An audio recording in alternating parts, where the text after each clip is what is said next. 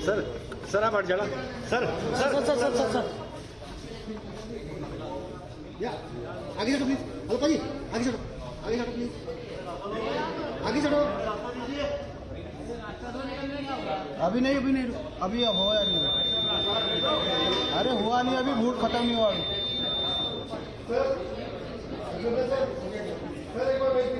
Sir finger दिखा दीजिए। अरे फिंगर आगे आगे दिखा देंगे ना।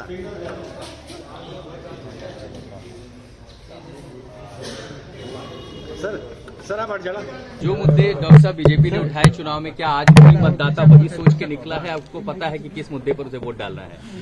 देखिए, मतदाता बहुत समझदार होता है और मुझे पूरा विश्वास है कि दिल्ली के मतदाता बाहर भी निकलेंगे बड़ी संख्या में, विशेषकर युवा भी बाहर निकलेंगे, हमारी माताएं बहनें भी निकलेंगी और दिल्ली के मतदाता जो पार्टी सबसे ज़्यादा ईमानदारी से अपना राष्ट्र धर्म, अपना समाज धर्म, अपना मानव धर्म पालन करती है, उसको मजबूत करेंगे। प्रधानमंत्री नरेंद्र मोदी जी के नेतृत्व में जो पार्टी राष्ट्रीय एकता, राष्ट्रीय अखंडता, राष्ट्रीय सुरक्षा और राष्ट्र के विकास के मुद्दों को लेकर भारत को नई ऊंचाइयों की ओर ले जाने का प्रयास कर रही है, उसके पक्ष में निश्चित रूप से वोट करेंगे। मुझे पूरा विश्वास है कि दिल्ली के जो लोग हैं वो चाहते हैं कि दिल्ली को प्रदूषण से मुक्ति मिले, दिल्ली में यमुना मैया साफ और निर्मल हो, दिल्ली शराब की राजधानी ना बने, दिल्ली में गरीब लोगों की झुग्गियों के स्थान पर उनके लिए मकान बने और दिल्ली और सुंदर बने। मुझे पूरा विश्वास है कि दिल्ली के लोग ये नहीं चाहते कि दिल्ली के अंदर भ्रष्ट लोग, ऐसे लोग जो राजनीतिक मूल्यों के नाम पर सत्ता में आए और सबसे अधिक जिन्होंने राजनीतिक मूल्यों को समाप्त भी किया है, उनको पूरी तरह से नष्ट किया है। वो भ्रष्टाचार के बड़े बड़े पहाड़ों पर बैठे हैं, कोई जेल में है, किसी की आधा दर्जन बार बेल रिजेक्ट हो चुकी है, किसी के साथियों के खिलाफ हजारों पेज की चार्जशीट सीबीआई के द्वारा दर्ज की जा रही है, किसी पार्टी के 49 विधायकों के ऊपर 169 भ्रष्टाचार के केस पिछले 7 साल के अंदर दर्ज हो गए हों। ये सारी बातें दिल्ली की जनता बहुत गहराई और गंभीरता से देख रही है। उसने पिछले 15 साल में एमसीडी के शासन में भारतीय जनता पार्टी के द्वारा किए गए अच्छे कामों को देखा है।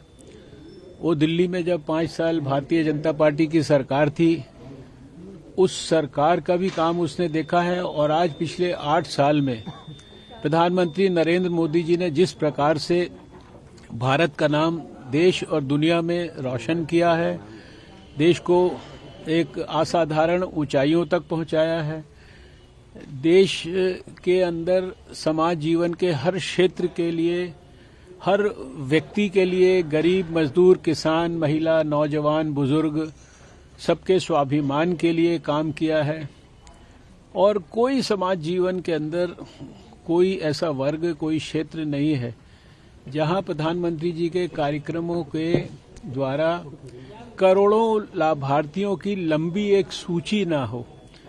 तो मैं समझता हूं कि दिल्ली की जनता बहुत समझदार है, अपने विवेक का इस्तेमाल करेगी, बड़ी संख्या में घर से बाहर निकलेगी और जब यहां आएगी तो निश्चित रूप से देश हित के अंदर, समाज हित के अंदर, मानव हित के अंदर वो वोट करेगी। इतना ही मुझे आज इस अवसर पर कहना है। कितनी सीटें देख रहे हैं आप एमसीडी पे इस बार? क्या कूड़ा कचरा साफ सफाई की बात नहीं होगी चुनाव में? किसकी? कूड़ा कचरा गंदगी जो है दिल्ली में, नहीं, कूड़ा कचरे की क्यों नहीं बात होगी? कूड़े देखिए, ये दिल्ली के अंदर एमसीडी ने शायद जितना अच्छा काम कूड़े के मसले पर किया है, आज दिल्ली का 70-80% कूड़ा जो है वो वेस्ट टू वेल्थ में परिवर्तित होता है। एनर्जी के अंदर हजारों जो है टिपर जो है वो सैकड़ों घरों के अंदर जो है सुबह सुबह कूड़े को उठाते हैं। मैंने इतने वर्षों में इतना बेहतर काम नहीं देखा कि अधिकांश क्षेत्र जो है वो ढलाव मुक्त हो गए हों, सैकड़ों कॉम्पैक्टर जो है घर घर लग गए हों, कूड़े के जो ढेर 3 जगह पर होते थे वो उनकी ऊंचाई 20 मीटर कम हो गई हो।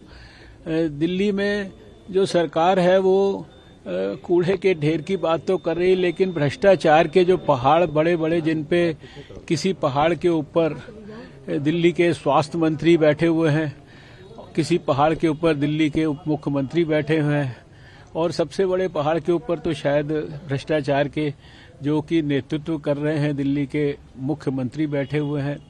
आपको याद होगा कि जब हवाला डायरी में हमारे दिल्ली के मुख्यमंत्री मदन लाल खुराना जी और हमारे नेता लाल कृष्ण आडवाणी जी का नाम आया था, तो 1 मिनट के अंदर उन दोनों ने, एक ने दिल्ली के मुख्यमंत्री पद से और एक ने पार्लियामेंट से इस्तीफा दे दिया था और कहा था कि जब तक हमारा नाम क्लियर नहीं होगा तो हम वहां वापस नहीं लौटेंगे। और यहां आप दूसरी तरफ उदाहरण देख लीजिए कि आज हमें दुख होता है ये जानकर कि जो दिल्ली के स्वास्थ्य मंत्री 6 महीने से जेल में है, 6 बार उनकी बेल रिजेक्ट हो चुकी है, सैकड़ों करोड़ के उनके ऊपर मनी लॉन्ड्रिंग के केस हैं। तो मैं समझता हूं कि दिल्ली के लोग ये घर घर शराब पहुंचाने के लिए, दिल्ली के लोगों ने जो हमारी माताओं बहनों की जिंदगी बर्बाद करने के लिए, नौजवानों को बर्बाद करने के लिए, ये सब चीज़ों के लिए, शराब की राजधानी बनाने के लिए दिल्ली के अंदर लोगों को सरकार बनाकर नहीं दी है। लोगों के सामने एकदम स्पष्ट है सारी चीज़, और कोई भी समझदार आदमी, मैं समझता हूं कि जिस प्रकार से लगातार, देखिए दिल्ली में सरकार तो थी इस पार्टी की 2015-17 में भी, तब भी एमसीडी के अंदर जो है इनकी सारी करतूतों को देखकर दिल्ली के लोगों ने भारतीय जनता पार्टी को जिताया, और लगातार 2007 में, 2012 में, 2017 में जिताया। अगर हम अच्छा काम ना कर रहे होते तो दिल्ली में हमारे 7 में से 7 सांसद लंबे समय से ना जीत रहे होते। तो दिल्ली के लोगों के सामने जो फैसला करना है वो, उसके लिए सारी बातें बहुत स्पष्ट हैं। मैं फिर से अपील करूंगा कि दिल्ली के लोग आज बड़ी संख्या के अंदर घर से बाहर निकलें और अपने विवेक का इस्तेमाल कर जल्दी से जल्दी अपने मताधिकार का प्रयोग करें।